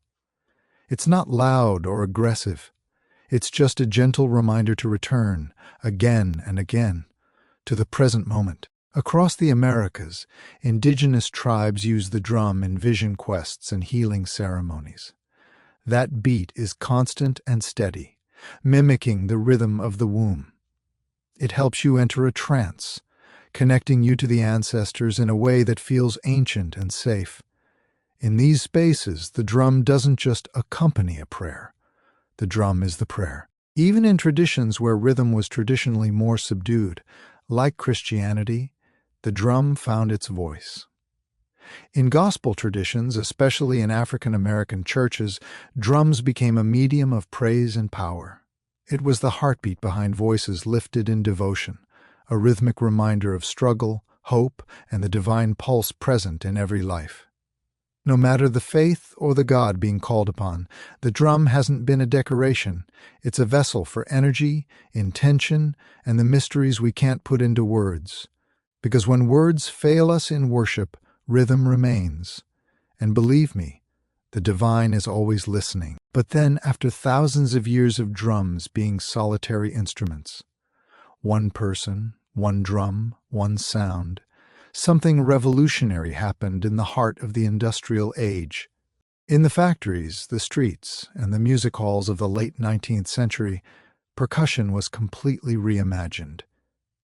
By the early 1900s, multiple drums weren't scattered across a stage anymore. They were united into something entirely new. The drum kit. It was born out of pure necessity. Back in the late 1800s, military and theater bands needed a small army of percussionists to play the bass drum, the snare, the cymbals, and the woodblocks separately. But let's be honest, space was tight, and budgets were even tighter. Owners didn't want to pay 5 guys when they could pay one, so drummers started getting creative, combining instruments into a single playable setup. The real game changer came in 1909, when the first bass drum pedal was patented. Suddenly, a drummer's feet were just as important as their hands. The machine had arrived and music was about to get a whole lot louder. The moment that first bass drum pedal was patented, the world changed. Suddenly, a drummer could strike a massive, floor-shaking drum with just one foot, finally freeing up their hands to do so much more. This wasn't just an upgrade, it was an explosion. The idea caught fire instantly. Over the next few decades, drummers started piling on hi-hats, toms, cowbells, and ride cymbals, creating a setup that could mimic an entire percussion section, all from one single seat. What emerged was more than just a tool. It was a drummer's throne. And then there was jazz. In the smoky, crowded clubs and underground dance halls of New Orleans and Chicago, the drum kit truly exploded into life. Jazz drummers didn't just keep time. They played the kit like it was a lead voice. They introduced syncopation, swing, and a level of sensitivity that transformed rhythm into storytelling. Legends like Gene Krupa and Buddy Rich stepped out from the shadows and turned the drum set into a front and center lead instrument. As jazz evolved into rock and roll, the drum kit grew louder, heavier, and more powerful than anyone ever imagined. The 1960s and 70s saw kits expand into massive fortresses of sound, multiple toms, splash cymbals, and the thunderous double bass pedals. Icons like John Bonham, Neil Peart, and Keith Moon pushed the limits of human stamina and creativity. The drummer wasn't the help in the background anymore. They were the engine. Today, the drum kit is a global staple. You find it everywhere, from the soaring rafters of gospel churches to the neon-lit EDM stages, from sweaty punk garages to sold-out world tours. And even with the rise of digital kits and drum machines, nothing can replace the raw physicality of a live kit. The feeling of the sticks, the vibration of the skins, and the literal sweat of the performance, it's irreplaceable. It's a symbol of modern rhythm, a fusion of centuries where tradition meets innovation, and where one drummer can speak with 10 voices at once. The world beats in thousands of different dialects, and so do its drums. From continent to continent, the drum has taken on countless forms, each carrying a distinct identity and purpose. These aren't just instruments, they're cultural signatures. In West Africa, the djembe remains the heartbeat of the community. It speaks in sharp slaps and deep bass tones designed for spontaneous conversation. Right next to it, the dunun provides that heavy, foundational pulse, the rhythmic anchor that allows everyone else to dance. In Africa, an ensemble isn't just a band, it's a living conversation between the spirits, the ancestors, and the people right here in the room. In the Middle East, the darbuka, that goblet-shaped drum made from clay or metal, delivers those crisp, lightning-fast rhythms that are the backbone of classical Arabic music. Its voice is sharp, demanding absolute precision from the player and immediate movement from anyone listening. Move over to the Caribbean and Latin America, and the drums tell a story of resilience and fusion. The conga, the bongo, and the timbales reflect a beautiful, complex blend of African, indigenous, and Spanish influences. In Cuba, the sacred bata drums are still used in Santeria rituals, each one speaking a divine language tied to the orishas. In the streets of Brazil, the thunder of the surdo and the unique cry of the cuica drive the samba parades, turning every street into a carnival of joy, protest, and prayer. In India, the mridangam and the tabla dominate the classical scene. These drums are so incredibly precise they are actually tuned to a specific pitch, completely blurring the line between rhythm and melody. Every single finger movement matters. Every stroke carries the weight of centuries. And then there's the frame drum. It's one of the oldest in human history, and it appears in everything from the Persian DAF to the Irish bodhran, from the tools of a Siberian shaman to modern folk ensembles. Whether played with fingertips, mallets, or brushes, it is proof that even the simplest design can be sacred. So, what is the one thing that unites them all? At the end of the day, what unites every drum on this planet is purpose. Whether it's guiding a frantic dance, healing a broken spirit, fueling a ritual, or signaling a revolution, every drum reflects the literal soul of its people. Their rhythms carry geography, history, and identity in every strike. The global drum family isn't just diverse, it's universal, because no matter where you go on this earth, the ground beneath you still echoes with rhythm. But as the 20th century started to wind down, the sound of drums began to change. Not the rhythm, but the texture. The physical started giving way to the programmable. The sweaty palms, the splintering wooden sticks, and the calloused fingertips all had to start sharing space with circuits, pads, and software. The age of digital drums had officially arrived. It all started back in the 70s with these primitive, almost clunky drum machines. Early devices like the Rhythmicon or the Roland CR-78 used analog circuits to try and simulate basic beats. To be honest, at first they sounded robotic, even awkward. They didn't have that human swing. But musicians didn't care about the awkwardness. They saw something else entirely: consistency, control, and endless possibility. Then came the revolution. In 1980, Roland released the TR-808. If you've ever felt a bass line vibrate your entire rib cage, you can thank this machine. Its deep booming kick and that signature crisp snare didn't just play music. They defined entire genres. Hip-hop, techno, electro, and trap were all born, in part, from its synthetic pulse. Suddenly, it wasn't about trying to mimic acoustic drums anymore. It was about creating sounds that the world had never heard before. As digital audio got smarter, the tools got cooler. Electronic drum kits, like the Roland V-drums, allowed drummers to keep their natural playing style while triggering thousands of different sampled tones.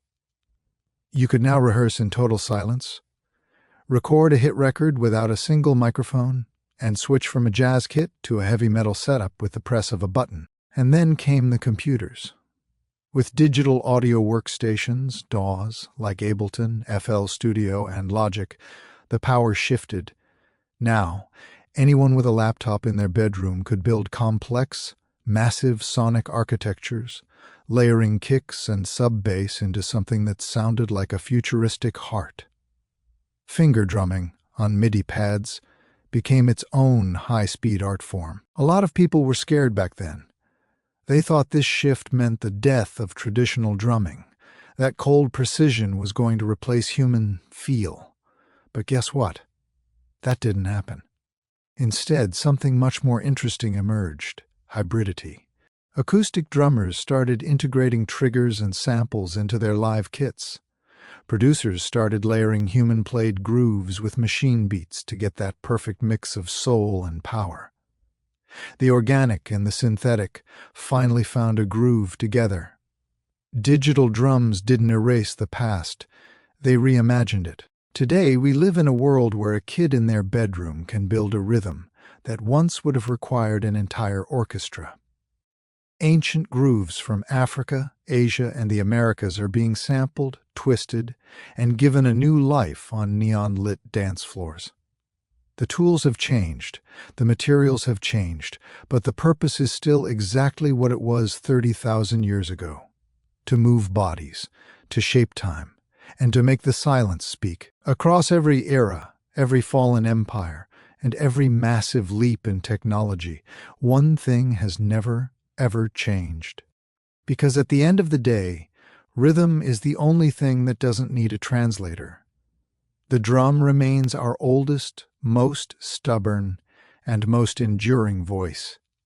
From those flickering ancient fire circles to the massive vibrating walls of modern concert halls, and from the most sacred temple rituals to the sweat-soaked digital dance floors of today, the drum has never been just about making music. It's about connection. It's about connecting to ourselves, to the person standing next to us, and to something massive that we can't quite put into words. It is the heartbeat we all share, and I don't mean that as some poetic metaphor, I mean it literally. Think about it. Before you were even born, while you were still nestled in the warm darkness of the womb, the very first thing you ever heard was a rhythm. It was the steady, safe, and life-giving pulse of your mother's heart. That was your first introduction to existence. And the moment life begins, we spend the rest of our days chasing that rhythm. The drum has been our ultimate companion through our highest joys and our most devastating wars. It has marched beside kings in gold-trimmed palaces and risen up with rebels in the dirt. It has echoed through the grandest temples and the loneliest subway tunnels. It speaks in every language on earth because it is a language, one that completely bypasses your conscious thought and speaks directly to your body, your bones, and your blood. When we are drowning in grief, we drum to mourn. In those moments of pure, unadulterated ecstasy, we drum to celebrate. And in those quiet, uncertain spaces in between, we drum just to remember who we are. Even today, percussion is constantly evolving right in front of our eyes. You see handpan musicians on city street corners weaving these ethereal, new age rhythms that feel like they're being broadcast from another planet. You see indigenous communities fighting against the odds to keep drumming traditions alive that are thousands of years old.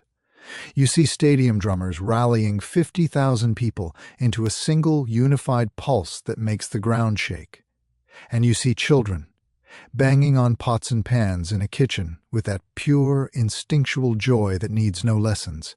Sure, even artificial intelligence is learning rhythm now. But let's be real. No algorithm, no matter how complex, can ever truly replicate the human soul behind a single, imperfect beat. Because rhythm isn't just something you count with your head, it's something you feel in your chest. It's that tiny bit of human error, that slight swing, and that raw passion that a computer just can't fake. Maybe that's the real reason the drum has outlived every empire, every fashion trend, and every piece of technology. Because deep down, in a world that feels increasingly chaotic and loud, we all crave that anchor. We crave the shared pulse that tells us we are here, we are together, and we are alive right now. No matter how advanced our instruments become, or how virtual our lives grow, there will always be something profoundly grounding about the basics. Skin on skin, stick on hide, hand on wood, a beat, a breath, a beginning. The rhythm never actually stops. It's just waiting for the next person to pick up the sticks and keep the heart beating.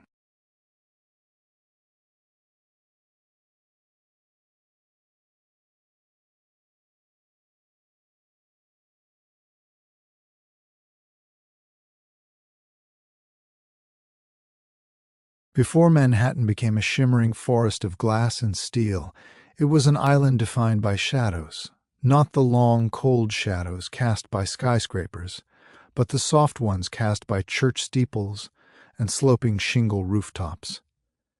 Back in the early 1800s, the skyline as we know it didn't even exist. The city was a dense, frantic sprawl huddled at the very southern tip of the island.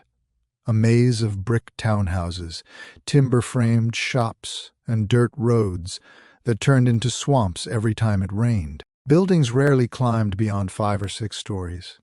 It wasn't because New Yorkers weren't ambitious, it was because gravity always had the final say. With stone and brick, height came at a steep, physical price. If you wanted to build taller, your walls had to be incredibly thick at the bottom, just to support the weight of the levels above. By the time you reached the 6th floor, your ground level was so choked with massive stone pillars that there was barely any room left to actually use. To build high was to build heavy, and in a city where every square inch was money, heavy just didn't make financial sense. So Manhattan grew sideways. It spread northward along the grid of 1811, one of the boldest, most arrogant urban blueprints in history. But underneath that grid, beneath the cobblestones and the layers of soil, Manhattan was hiding a secret weapon, bedrock. A deep, dense, unwavering granite spine ran the length of the island.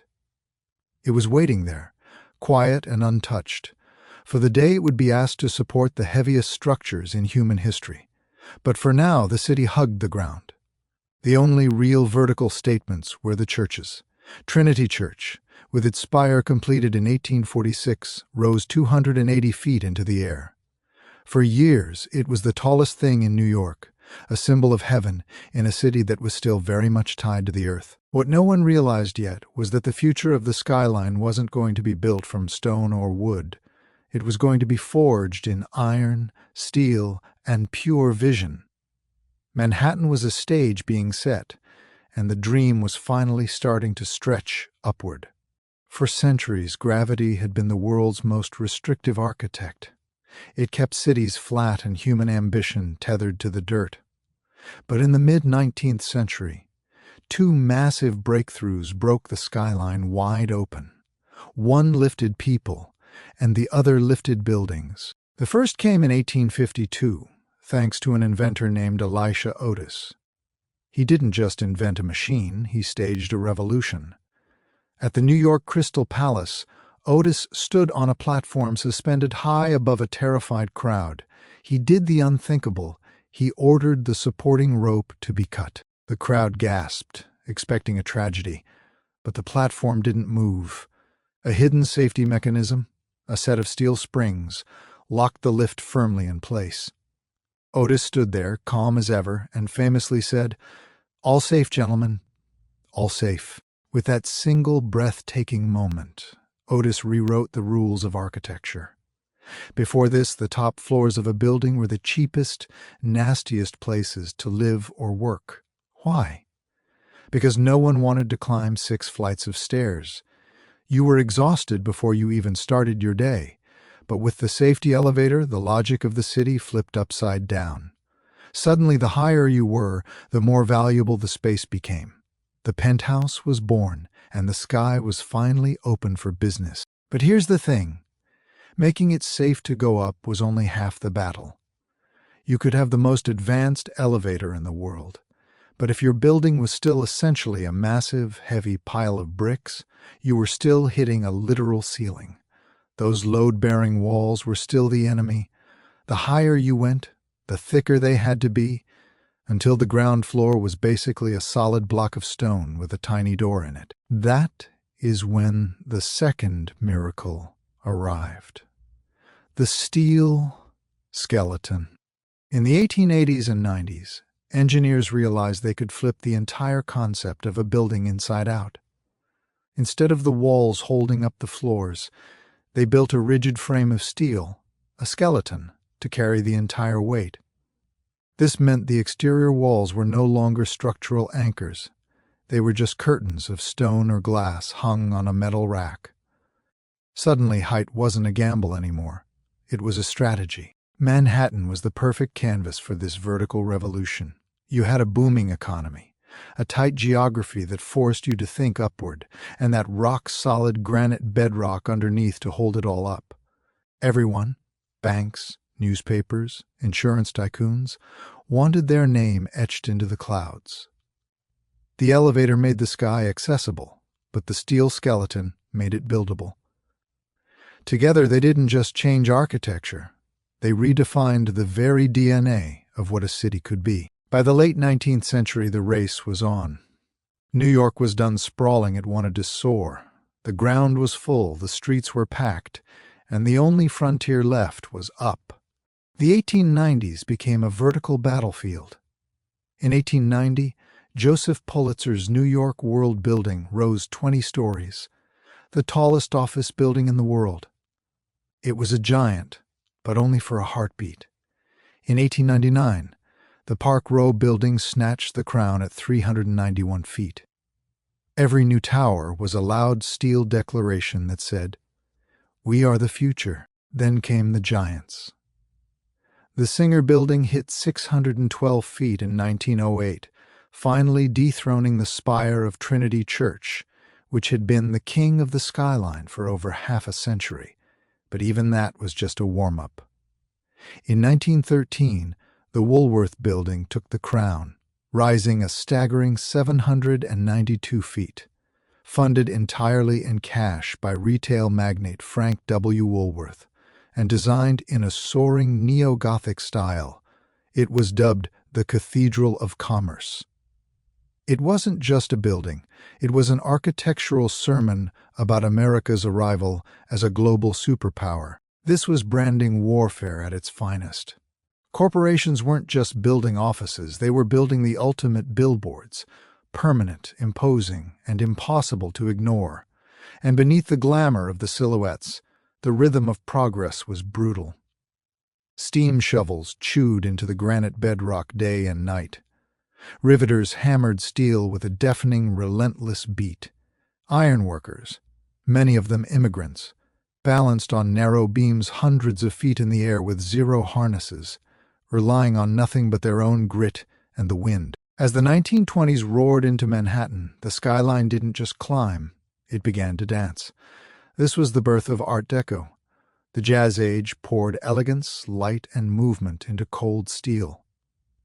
Architecture became fashion, and the most dazzling player on the stage was the Chrysler Building. Completed in 1930, it reached 1,046 feet, briefly becoming the tallest building in the world. With its shimmering stainless steel crown and sunburst design, it looked like a silver needle stitching the city to the stars. Walter Chrysler didn't just want an office building, he wanted a trophy. The Chrysler Building was a masterpiece of the machine age, a symphony of stainless steel and sheer ego. That iconic spire. It was actually built in total secrecy inside the building and hoisted into place overnight just to snatch the tallest title before anyone could react. It shimmered in the sun like a jagged silver crown. Those massive ornamental eagles jutting from the corners.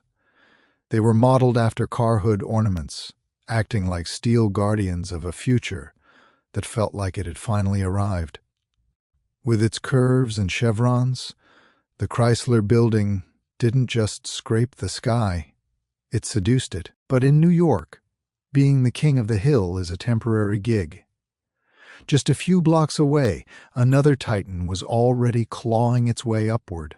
The Empire State Building was completed in 1931, right in the darkest depths of the Great Depression. It soared to 1,250 feet, stealing Chrysler's crown and refusing to let it go for nearly 40 years. The pace of construction was insane. It went up in just 410 days. Thousands of workers labored through biting wind, snow, and suffocating steel dust to finish it. It wasn't just a building, it was a defiant message to a struggling nation: New York endures. While the rest of the country was at a standstill, Manhattan was pushing into the clouds. These buildings mirrored the dual identity of the 1930s. They were elegant but aggressive, optimistic yet fiercely competitive. Art Deco captured those contradictions perfectly. It was geometric but graceful, modern but steeped in ancient myth. At night, these towers glowed like beacons of possibility. But beneath the glitter, the purpose was clear. The barons and moguls who built them wanted more than just rent checks. They wanted a permanent legacy, a seat at the table of history. By the end of the 30s, the silhouette we recognize today was set. Manhattan was no longer just a financial capital, it was a cathedral of human ambition. Then came World War II, and when the dust settled, the skyline entered a whole new phase. The days of ornamental spires and architectural sermons were over. America was now the world's undisputed superpower, and New York was the front office of that empire. The skyline adapted to reflect this new reality: less decoration, more corporate efficiency. In 1952, the United Nations headquarters rose along the East River. It was a bold, boxy glass tower, a literal architectural statement about international order in the atomic age. It set a new tone, global, diplomatic, and unashamedly futuristic. This paved the way for the international style.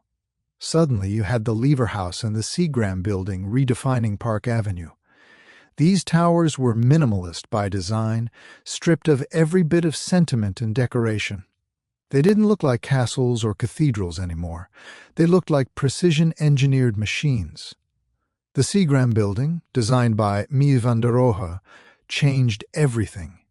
With its bronze-tinted glass and its uniform grid, it didn't try to impress you with flourishes.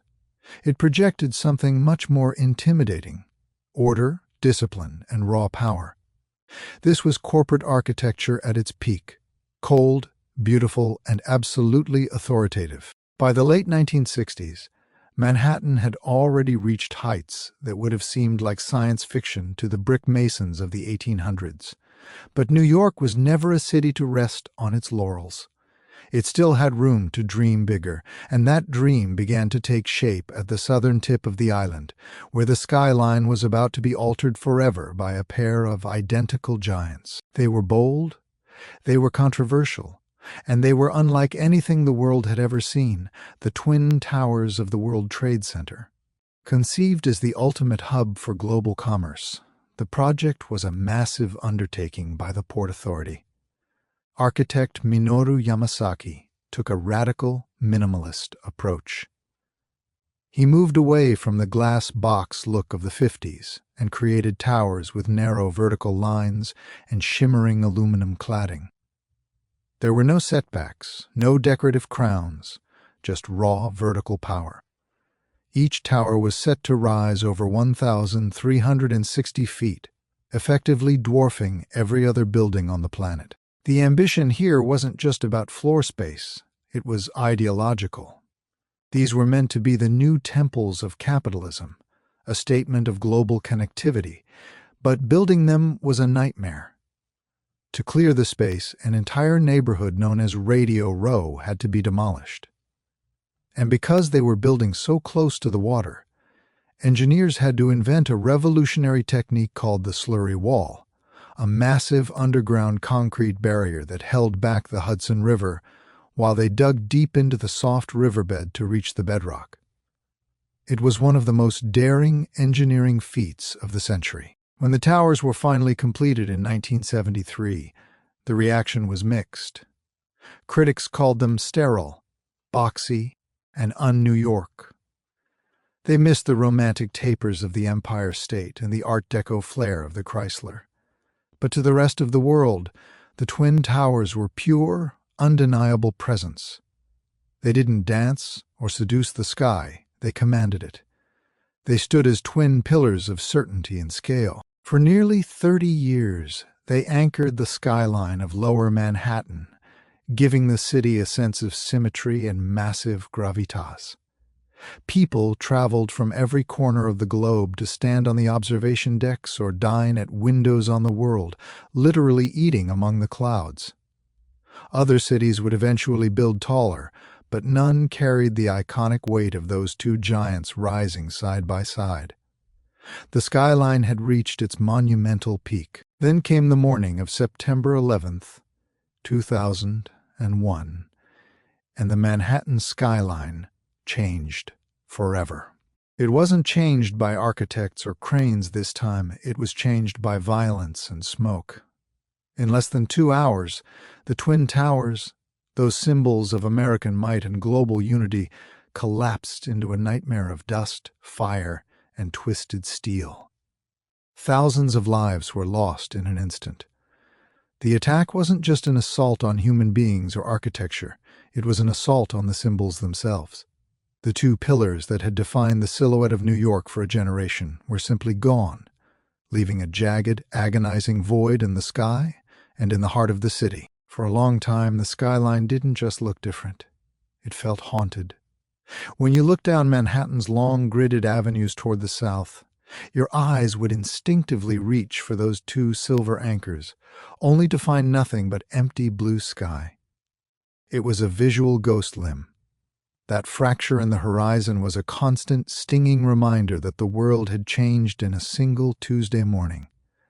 Lower Manhattan, once the beating heart of global finance, had become a smoldering, gray landscape of twisted steel and pulverized concrete. A place where the noise of a city that never sleeps was replaced by a heavy, reverent silence. In those early weeks, Manhattan did something it almost never does. It stood still. Ground Zero was a raw, open wound that refused to close. The air was thick with the scent of dust and sorrow. Where there had once been over 10 million square feet of office space, there was now a 7-story-high pile of wreckage. The city wasn't thinking about real estate or height or profit. It was in a state of collective, bone-deep mourning. Photographs of the skyline from the harbor looked fundamentally wrong, like a sentence that had been cut off mid-thought. The symmetry was gone. The gravitas was gone. And for a while it felt like the city's legendary ambition had been buried under the rubble alongside thousands of lost souls. But New York is a city built on top of granite, and its people are made of something even tougher. Even as the grief was at its heaviest, the recovery began, and it was a monumental effort. Steel workers, many of whom had fathers and grandfathers who helped build the original towers, arrived with their torches and cranes. This time they weren't building toward the sun, they were excavating a tragedy. They worked in 12-hour shifts, cutting through the iron mountain of wreckage, their faces covered in soot, their hearts heavy but their resolve absolutely unbreakable. The clang of metal on metal returned to the site, but for years it wasn't the sound of progress. It was the sound of memory. As the site was slowly cleared, the question of what came next became the most debated architectural puzzle in history. This wasn't just a construction project. It was a battle for the city's identity. Some people argued that the entire 16-acre site should remain empty, a permanent park of silence to honor the dead. Others insisted